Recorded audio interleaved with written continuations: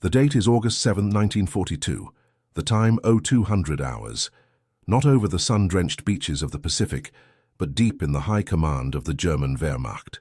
They are strategists, masters of the blitzkrieg, men who believe in the crushing precision of steel, speed, and overwhelming artillery. Their enemies are predictable, formations, flanks, and supply lines, all legible in the grand tradition of European warfare. But a new concept is brewing far across the Atlantic, an idea that violates every principle of the German war machine, a concept that, when reports finally begin to filter through the intelligence apparatus, will breed a unique kind of contempt, a fear born of confusion. The war in Europe is a conflict of tonnage and velocity. The sound deep in the distance, the omnipresent thunder of the $88 Extelov flak gun and the deep roar of a Panzer IV engine, these are the rhythms of modern combat. The German General Staff believes they understand the American soldier, a force of unparalleled industrial might, heavy artillery, and a cautious approach, often criticized by German veterans as Feuerzauber, magic fire, an over-reliance on massive bombardments to solve every problem. What the generals failed to grasp was that America was about to unleash a weapon that wasn't a tank or a plane, but a philosophy. In the sweltering heat of the Pacific, where the very first true American Special Operations units were forged, the Marine Raiders were being created. They were not to be an extension of conventional power, but a scalpel designed for the throat of the enemy, light, fast, and utterly decentralized. Colonel Merritt A. Edson and Lieutenant Colonel Evans F. Carlson were the architects of this terror. Edson, the meticulous tactician who demanded technical perfection. Carlson, the philosophical idealist who fostered an egalitarian, almost spiritual bond with his men, encapsulated in the Chinese phrase, gung-ho, work together. The Marine Raiders were the antithesis of the German system. While the Wehrmacht prized absolute obedience to the chain of command, the Raiders trained for independent thought. Their core doctrine centered on the fire team, 4 men trained to operate autonomously, often dozens of miles from their next support line. They stripped away everything unnecessary, heavy packs, bulky radios, and the dogma of the frontal assault. They relied on the M1941 Johnson light machine gun and the Bar Browning automatic rifle, emphasizing a rain of fire from unpredictable directions and the cold efficiency of the knife and the Garrett wire. The first reports, gleaned from captured intelligence, often from Pacific intercepts that seemed geographically irrelevant to the European generals, spoke of ghost-like Marines who could melt into the jungle. Reports cited bizarre, almost mystical training exercises, where rank was often ignored, and privates were expected to question their officers. For the German officer corps, this was not war. This was anarchy. It was an insult to the professional soldier. They could understand the British commandos, a necessary evil for coastal raids. But the American raiders represented a fundamental threat to the intellectual foundation of their military. The idea that a small, highly trained, and unconventional unit could paralyze a division designed for massive maneuver. Field Marshal Erwin Rommel, fighting in the sands of North Africa, understood the value of speed and surprise, but always within the context of armored maneuver. The idea of an enemy force whose primary mission was not to capture ground, but simply to destroy and disappear, to make the rear as terrifying as the front, was a violation of tactical purity.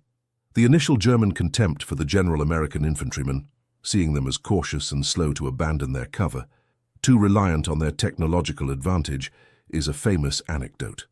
A German veteran of Monte Cassino observed, "They are very negligent about seeking concealment, and therefore can be seen most of the time." This overconfidence was the historical irony the Raiders were built to exploit.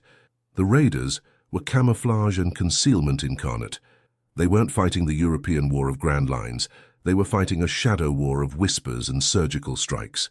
And as the war progressed, and the Americans began to utilize their specialized units more effectively across all fronts, the initial laughter of the German General Staff over the amateurish American approach began to catch in their throats.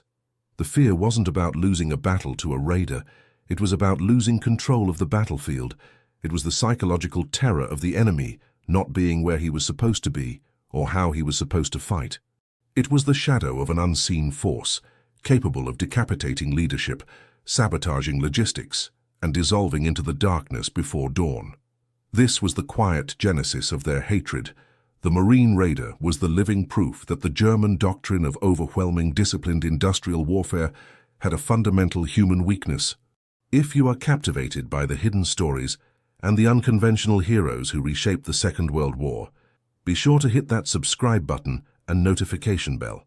In our next chapter, we descend into the Raiders' lethal training regimen and uncover the specific tactics that turned them into the Wehrmacht's greatest psychological nightmare. The German military machine was built on the principle of the Auftragstaktik, mission command, allowing junior officers considerable latitude to achieve a strategic goal. Yet, this freedom operated within a rigid framework of Prussian discipline, established lines of communication, and an iron hierarchy. The Raider, by contrast, was an entire philosophical departure, built not on rigidity, but on primal resourcefulness. The training of the Marine Raiders was a brutal, self-selecting crucible. It was a physical and mental gauntlet designed to break the conventional soldier and forge a commando. They pushed beyond the standard Marine endurance, marching not 20 miles but 30 or 40, with full packs, sometimes in silence, often at night, often with live-fire exercises simulating absolute chaos. The technological edge of the Raider was not their gear, which was often scavenged and modified, but their marksmanship and proficiency with all captured and allied weapons. Each Marine was expected to be an expert, not just with his own rifle, but with the Japanese Type 99 or a German MP-40. In the silence of a forward operating base, this meant maximum tactical flexibility and the ability to utilize any resource on the field. But the real threat lay in the Raiders' tactical employment. Their role was a triad: reconnaissance, raids, and guerrilla warfare. Reconnaissance, penetrating deep behind enemy lines, not just to observe formations but to identify the nerve centers, communication hubs, officer billets, and critical supply dumps. A conventional patrol might map a position, a Raider patrol would mark it for destruction. Raids, lightning fast, surgical strikes designed for decapitation. These were not skirmishes. They were missions to kill leaders, destroy key material, and cause maximum confusion, all before the enemy could sound a sustained alarm. The goal was to leave behind not a pile of bodies, but a shattered morale and a crippling uncertainty. Guerrilla warfare, the ability to live off the land, operate without resupply, and turn the enemy's logistics against them. This was the ultimate insult to the German industrial war, which prided itself on the efficiency of its supply chain, from the factories in the Ruhr to the front lines. The Germans, relying on the field telephone and radio networks to coordinate their large mechanized movements, needed secure communications. A conventional enemy would attack the front. The Raider attacked the wire. Imagine the perspective of a German battalion commander, a major or a colonel, in occupied France or the Italian rear. He hears about the Schattensoldaten, shadow soldiers, from the Pacific. He dismisses it as exotic jungle nonsense. Then a few key events begin to unfold, whether against the Afrika Korps in Tunisia or the Gebirgsjäger in the European mountains, actions where American special forces, infused with the Raider doctrine, began to appear. Internal German memo, composite based on historical intelligence reports. The newest American specialized troops display an alarming capacity for silence and infiltration. They avoid all conventional points of engagement, targeting instead our field kitchens, officers' mess halls, and forward radio stations. They demonstrate an almost fanatical determination to kill command personnel, even at the cost of high personal risk. They do not fight for ground, they fight to paralyze. The fear was personal.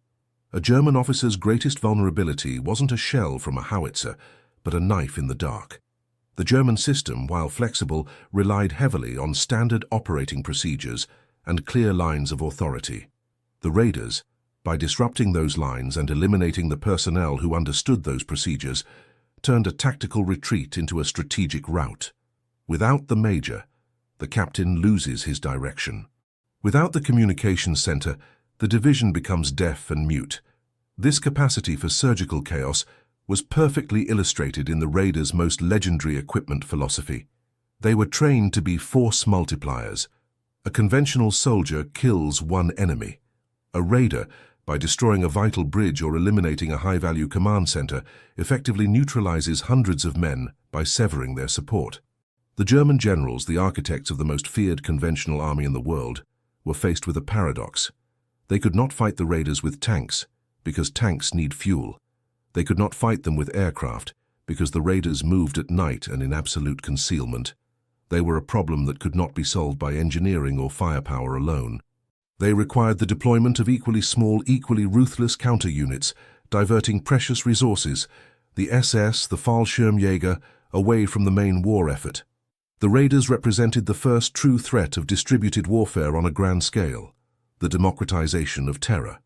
Every German staff car, every lonely radio post, and every sleeping officer became a potential target, transforming the supposedly secure rear into a nervous, haunted battleground. The enemy was no longer out there on the front line. The enemy was everywhere. This was the core of their hatred. The Marine Raider made their perfect, logical, and terrifyingly efficient war machine feel clumsy, blind, and vulnerable. The true measure of any special operations unit is not its kill count, but the psychological shadow it casts over the enemy. For the Wehrmacht, the Marine Raiders, or any unit employing their brutal surgical doctrine, were the living embodiment of the Untermensch they had been taught to despise, but now had to fear.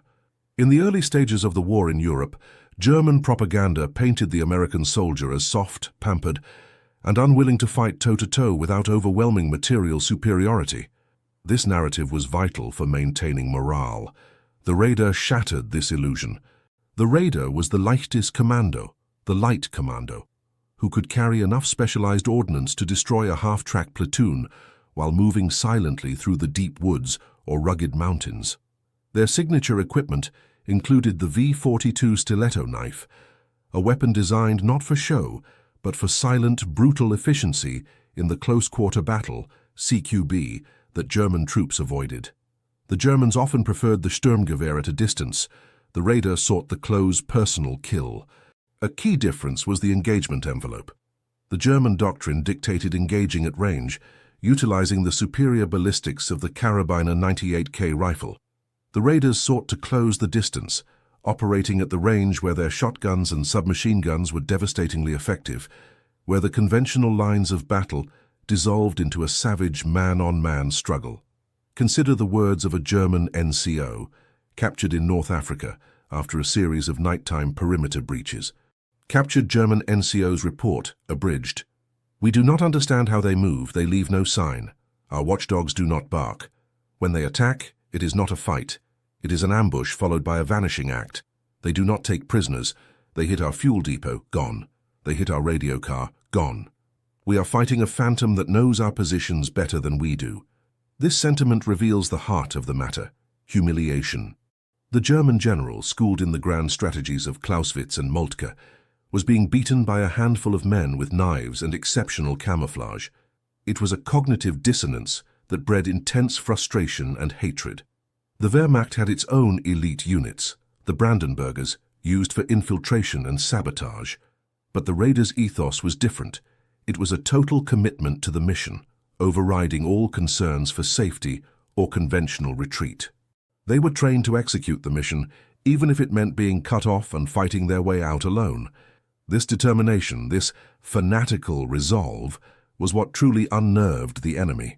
The German officer, accustomed to the slow, predictable process of attrition, was suddenly forced to dedicate resources to guarding his own rear lines, pulling men who could have been reinforcing the front.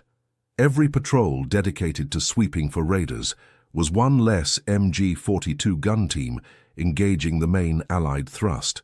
This diversion of resources, catalyzed by fear, became a strategic advantage for the Allies. The Marine Raider, a small unit, was now forcing a massive industrial army to dedicate disproportionate resources to defense against a ghost. The use of specific, terrifying tactics, such as the focused destruction of medical and communication units, was designed to compound the psychological effect. By eliminating the ability to heal and the ability to coordinate, the Raiders reduced a cohesive German unit into isolated, frightened cells. The ultimate measure of the Raiders' psychological warfare was their ability to induce paranoia at the highest command level. If an officer cannot trust his perimeter, if he must constantly worry about the security of his command post, his decision-making is compromised. The Wehrmacht was a machine of precision. Paranoia is the sand in the gears of precision. The German generals hated the Marine raiders, not just for what they did, but for what they made the generals feel. Confusion, vulnerability, and the sickening realization that their technologically superior, rigorously disciplined war machine could be brought to its knees by the oldest weapon in war, the fear of the unseen enemy. By 1943, the legend of the American Special Commando had taken on a life of its own, blending the reality of the raiders with the increasing effectiveness of Army Rangers and other specialized American units applying similar doctrines. The German High Command, especially those in charge of defending the Atlantic Wall and the tough Italian terrain, could no longer dismiss them as a Pacific aberration. The strategic problem presented by these units was one of logistics and morale. The German supply lines were already stretched thin. Every time a raider-style unit interdicted a convoy, blew a critical railhead, or assassinated a key logistics officer, the ripple effect was enormous. The industrial output of a massive economy was being neutralized by a handful of men and explosives. Perspective of a German engineer. Excerpt from a post-war interrogation. They were devils of the night. We could repair a bridge in 3 days if the Allies hit it with artillery. When the Americans' black dogs, as some of our men called them, hit it, they didn't just blow the beams. They mined the approaches, set booby traps on the repair equipment, and targeted the foreman. It took us a week, and 3 good men were lost to wires. This speaks to the raiders' detailed, almost artistic approach to sabotage. It was designed not merely to destroy, but to deter repair. They were masters of using captured German landmines and fuses against their original owners, creating a pervasive environment of threat that slowed every movement and demoralized the men. German strategy demanded rapid counterattack and rigid defense. The raiders' tactics neutralized both. Neutralizing counterattack. By targeting command and communications, the raiders ensured that a quick, coordinated counterattack, the Wehrmacht's specialty, was impossible. Units became isolated, relying on slow verbal orders, losing precious minutes or hours. Neutralizing rigid defense. The Atlantic Wall and the Gustav Line in Italy were built on the premise of defeating a frontal assault. Raiders and their doctrinal kin, however, exploited the flanks, the gaps, and the rugged, seemingly impassable terrain that conventional forces avoided. The German response was the creation and deployment of dedicated Jagdkommandos, hunter teams, designed specifically to track and eliminate these Allied special forces. This was the ultimate confession of the generals' fear. They had to create their own antithesis to fight the Schattensoldaten. The deployment of these elite German forces to perform simple garrison and anti-insurgency duty was seen by many senior German officers as a waste of highly trained assets. The hatred was therefore deeply ingrained in the professional pride of the German General Staff. 1. Pride of doctrine. The raiders mocked the German belief in overwhelming force and industrial superiority by beating them with ingenuity and stealth. 2. Loss of control. The raiders turned the general's rear into the front, forcing him to fight a guerrilla war he did not train for and could not win against his own population. 3. Psychological attrition. The constant threat of infiltration forced German soldiers, from officers to frontline infantry, to expend nervous energy and constant vigilance, a form of attrition more damaging than any artillery barrage. The Marine raider, with his minimal gear, fierce training, and radically decentralized doctrine, exposed the profound vulnerability of complexity. The Wehrmacht was a masterpiece of organizational complexity. The raiders showed that a single man, perfectly trained and placed at the right nexus point, could sever the complex mechanisms of an entire army. The German generals could respect the power of the American M4 Sherman tank or the destructive might of the Allied bomber formations. Those were foes that played by the rules of tonnage and trajectory. But the Marine raider, who fought with a knife, a compass, and an indomitable will, represented a return to a primal, unforgiving warfare that no modern general staff could map, predict, or fully control. This was a hatred, born of intellectual defeat. By early 1944, the original Marine Raider battalions in the Pacific were consolidated and ultimately disbanded as a dedicated unit, their missions increasingly integrated into the larger, more conventional Marine Corps structure. On the surface, it seemed the experiment had ended. But the generals of the Wehrmacht were not fools. They understood that the idea of the Raider was now permanent. The legacy of the Raiders was not in their unit designation, but in the ingrained doctrine they had pioneered. A doctrine now spreading like a virus through the entire Allied force structure, from the Army Rangers in Europe to the OSS operational groups behind enemy lines.